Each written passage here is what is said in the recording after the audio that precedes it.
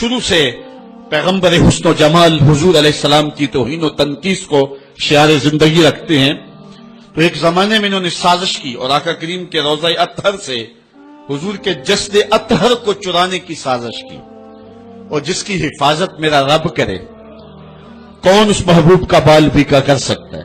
یہ جو کچھ ہو رہا ہے یہ ہمارا امتحان ہے، ورنہ جس کے سر پہ وارفانہ لاکا ذکر کا تاج میرے رب نے رکھا ہے، بھلا اس کی شان کو کوئی گھٹا سکتا ہے؟ جدا ذکر خدا بلند کرے کیڑا جمع حسن و بند کرے، اس ذکر دا حافظ آپ خدا پڑھو لا الہ، خود اللہ حفاظت کرنے والا ہے ذکر کی۔ یہ تاج رب نے محبوب کے سر پہ رکھا ہوا ہے، اس لیے چاند کی طرف منہ کر کے تھوکنے سے چاند کی نوری کرنوں کو میلا نہیں کیا جا سکتا۔ تھوکنے والے کا اپنا منہ گندا ہوگا، لیکن چاند کل بھی روشن تھا، چاند آج بھی روشن رہے گا۔ مدینے والے چاند کی عظمتوں کو کوئی گہنا سکتا ہی نہیں ہے، کیونکہ جس کے سر پہ وارفانہ لکا ذکر کی چادر میرے رب نے تان دی ہے، اس کی عظمتوں کو کوئی گھٹا سکتا ہی نہیں ہے۔ یہ امتحان ہمارا ہے، یہ آزمائش ہماری ہے۔ اللہ اکبر۔ تو میں نے کہا کہ یہ سعادت مند لوگوں کا مقسوم ہوتا ہے، تو زمانے میں کچھ بد نصیب یہودیوں نے یہ سازش کی کہ حضور کے جسد اطہر کو روضہ انور سے نکال لیا جائے، اور پھر باقاعدہ انہوں نے 2 اشخاص کو وظائف پڑھا کر کے، داڑیاں رکھوا کر کے، جبہ و دستار پہنا کر کے مدینے میں بھیجا، صوفیاء کے، نیکوکاروں کے، علماء کے، زاہدین کے روپ میں، اور انہوں نے وہاں ایک جگہ کرائے پہ لے لی اور اپنی کارروائی کا آغاز کر دیا۔ وہ اپنے کمرے کے اندر سرنگ کھودتے اور روزانہ مٹی نکالتے، اور رات کے اندھیرے میں بقی کے قبرستان میں قبروں کے اوپر مٹی ڈال کے آ جاتے، اور سارا دن تسبیح لیے اللہ اللہ کرتے رہتے۔ لوگ کہتے کہ یہ تو بڑے صالح لوگ ہیں، اور پھر لوگوں کو خیرات بھی کرتے، لیکن کاروائیاں اور انداز یہ تھا، لباس خضر میں رہزنی کر رہے تھے، اور یہ ڈاکو اور یہ رہزن لٹیرے ایک بہت خطرناک مہم پہ آئے ہوئے تھے۔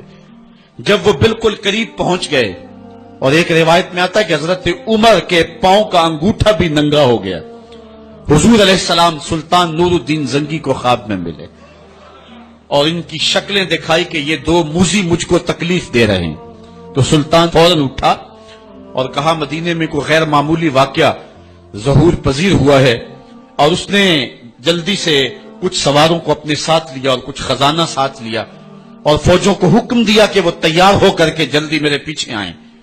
مدینے میں پہنچ کر کے اس نے دعوت عام کر دی اور لوگوں کو کہا کہ آؤ میرے دسترخوان نعمت سے کھاؤ، اور لوگوں کو خیرات کرنے لگا۔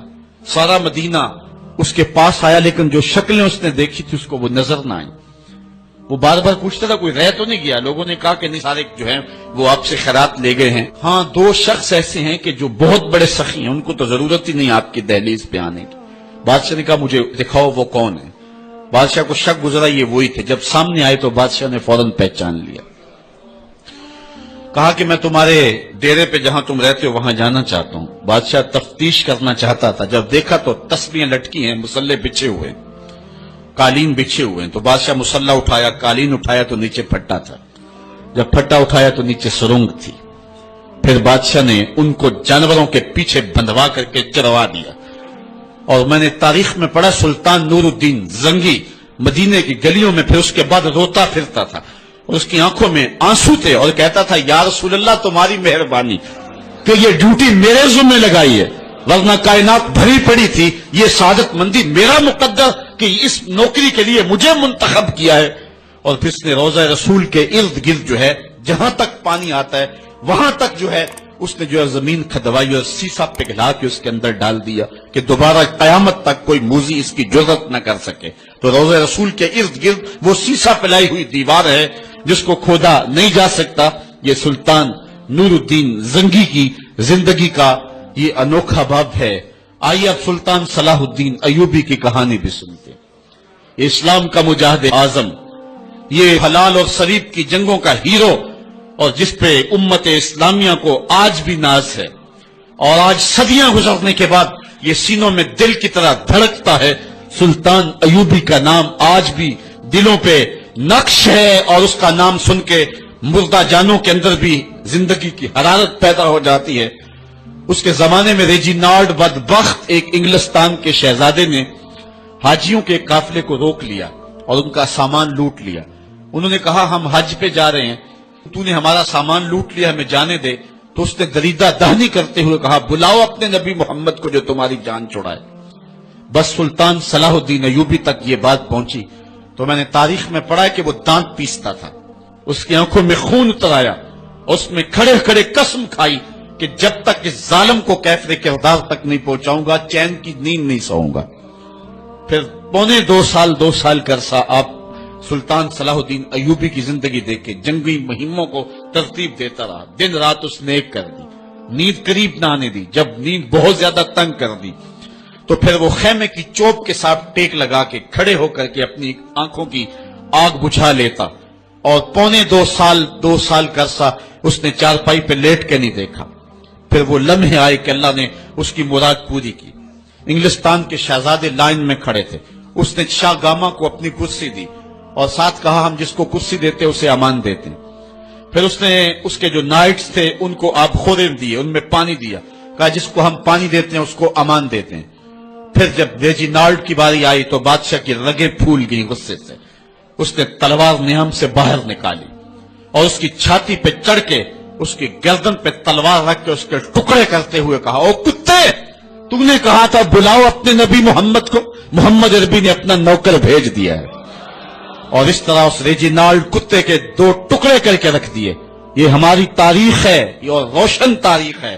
ہمارے اسلاف, ہمارے بزرگ, اس دور کے شہنشاہ, اس دور کے بادشاہ اتنی جرأت اور اتنی عظیمت رکھا کرتے تھے. اور آج ہماری کمزوریاں نے دشمنوں کو دلیر کر دیے. کبھی ایسا بھی اندھیر آیا تھا کہ سرے عام یوں توہین و تنقیص ہوتی ہو پیغمبر حسن اور پیغمبر جمال کی, اور پھر 1 ارب 40 کروڑ انسان دنیا کے اوپر بستے ہوں.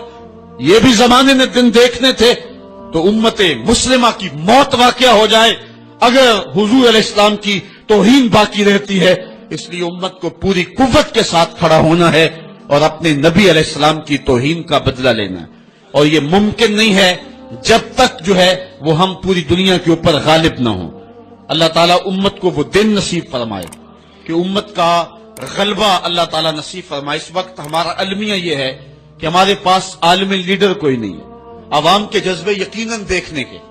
سیریا کے بچوں کو میں نے دیکھا کہ وہ چھوٹے چھوٹے بچے, انہوں نے ہاتھوں میں کتبہ پکڑا ہوا ہے, اور میں اس منظر کو دیکھ کر کے کتنی دیر تک سکتے میں رہا.